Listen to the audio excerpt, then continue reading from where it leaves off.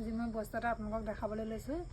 যিহেতু এইজনী আমাৰ ঘৰত দেখিছেনে কালিৰ পৰা যোৱা নাই, মানে এঞ্জেল হয়জত মানে পখিলাৰ এটা চিন, মানে ভাল ভাল ইংগিত যদি আপোনাৰ জীৱনলৈ আহে আপোনালোকে এনেকুৱাবিলাক দেখিবলৈ পাব। ঠিক এই জেগাতে মানে কালি ৰাতিৰ পৰা আছে আৰু ইমান ধুনীয়াকৈ আছে। প্ৰায় পখিলাবিলাক এনেকৈ এডোখৰতে ৰখে, কাৰণ আমাৰ ফুলৰ টাববিলাক মই এনেকৈ থৈ দিওঁ আৰু এঞ্জেলবিলাক আহি এনেকৈ থাকে। বহুত বেছি মই ভাল পাওঁ, কাৰণ ভাল কিবা এটা আহিবলৈ হ'লে মানুহৰ ইংগিতবিলাক এনেকৈয়ে পোৱা যায়।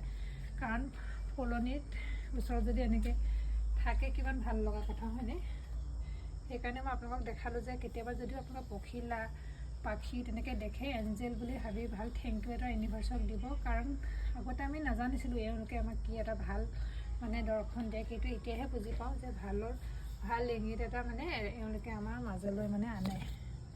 এতিয়া বহুত বেছি ভাল কিবা এটা আহি আছে, আপোনালোকে পাছত গম পাব। কাৰণ এইটো মই ইংগিতটো আপোনালোকক শিকাই দিলোঁ আৰু আপোনালোকে সদায় এনেকৈ এঞ্জেলবিলাকক দেখিলে থেংক ইউ ক'ব, কাৰণ আমাৰ জীৱনলৈ নতুন অপৰচুনিটি অহাত সহায় কৰে। আৰু তেওঁলোক মানে মই কি ক'ম, ইমান ধুনীয়া দেখিছেনে, বহুত ভাল লগা হেৰি।